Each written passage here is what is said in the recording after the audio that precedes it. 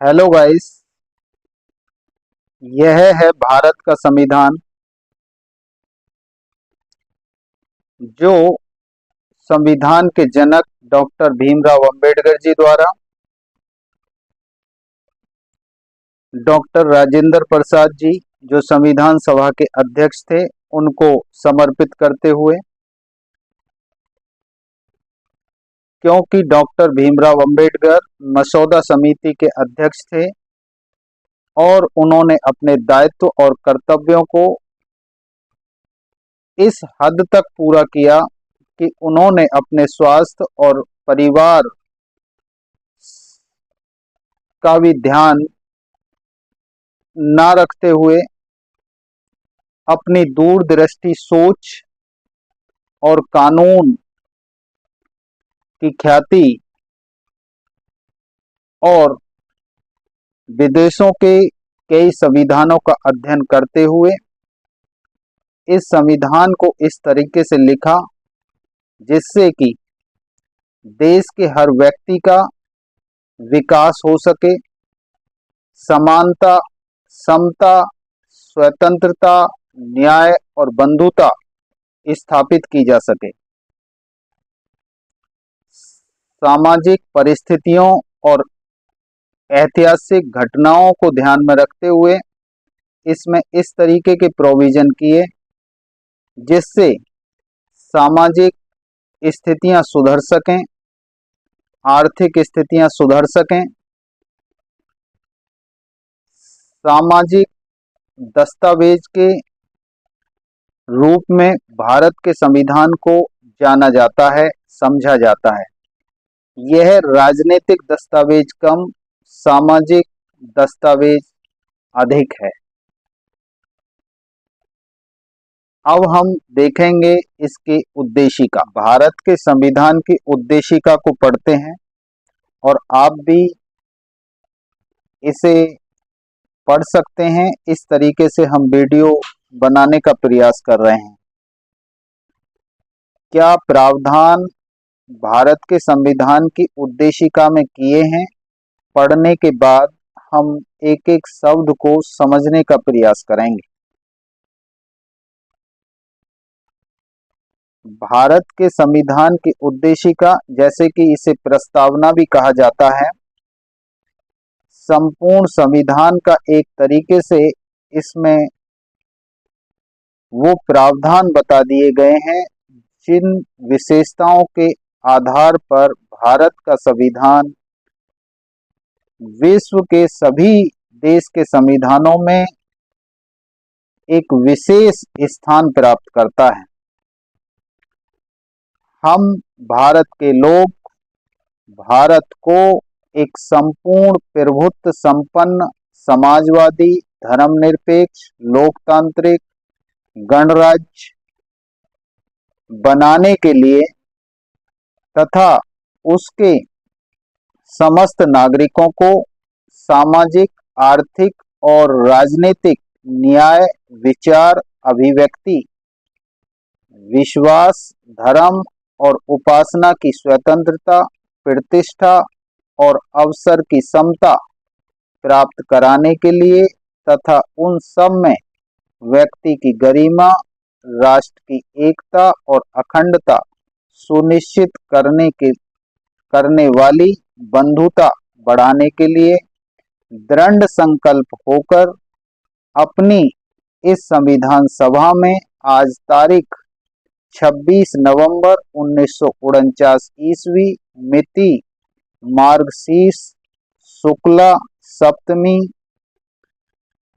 संवत 2006 विक्रमी को एतद्द्वारा इस संविधान को अंगीकृत, अधिनियमित और आत्म अर्पित करते हैं।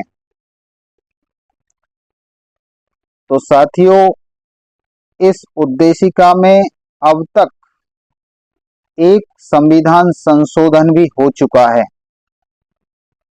जो 42वां संविधान संशोधन अधिनियम 1976 के रूप में जाना जाता है, जिसके माध्यम से उद्देशिका में तीन शब्द जोड़े गए हैं। क्रम से अगर हम देखें तो समाजवादी, पंथ निरपेक्ष जिसे धर्म निरपेक्ष भी कहते हैं, और राष्ट्र की एकता के साथ अखंडता शब्द को भी जोड़ा गया है। ये ऐसी विशेष संविधान के मूल्य हैं, विशेषताएं हैं, जिनके आधार पर देश के हर नागरिक को समता, बंधुता और न्याय मिल सकता है। अब हम एक एक शब्द की बात करेंगे। जैसे हम इसमें देखें कि हम भारत के लोग, यानी जो संविधान बनाया गया है वो भारत के ही लोगों के द्वारा और भारत के ही लोगों के लिए, भारत के विकास के लिए, भारत के शासन और प्रशासन को सुचारू रूप से चलाने के लिए बनाया गया है। संपूर्ण प्रभुत्व संपन्न की बात करते हैं तो संपूर्ण प्रभुत्व संपन्न को हम संप्रभुता भी कह सकते हैं। संप्रभुता का मतलब होता है कि ऐसी शक्ति भारत को संविधान के द्वारा दी गई है जिससे कि वो अपने आंतरिक और बाहरी रूप से निर्णय लेने की एक स्वतंत्रता प्राप्त करता है, यानी उस पर बाहरी शक्ति का कोई विशेष प्रभाव नहीं होगा। भारत एक संप्रभुता प्रदान प्राप्त किए हुए ऐसी शक्ति का प्रयोग करता है जिसे कोई दूसरे देश की शक्ति या बाहरी शक्ति प्रभावित नहीं कर सकती है। समाजवादी, समाजवादी जो शब्द यहाँ है, अगर हम उसका वर्णन करें तो समाजवाद को समझना अत्यंत आवश्यक है। समाजवाद अंग्रेजी और फ्रांसीसी शब्द सोशलिज्म का हिंदी रूपांतर है। 19वीं शताब्दी के पूर्वार्ध में इस शब्द का प्रयोग व्यक्तिवाद के विरोध में हुआ था। जब पूंजीवाद का वर्चस्व था तो उसको समाप्त करने के लिए समाजवाद का जन्म हुआ था।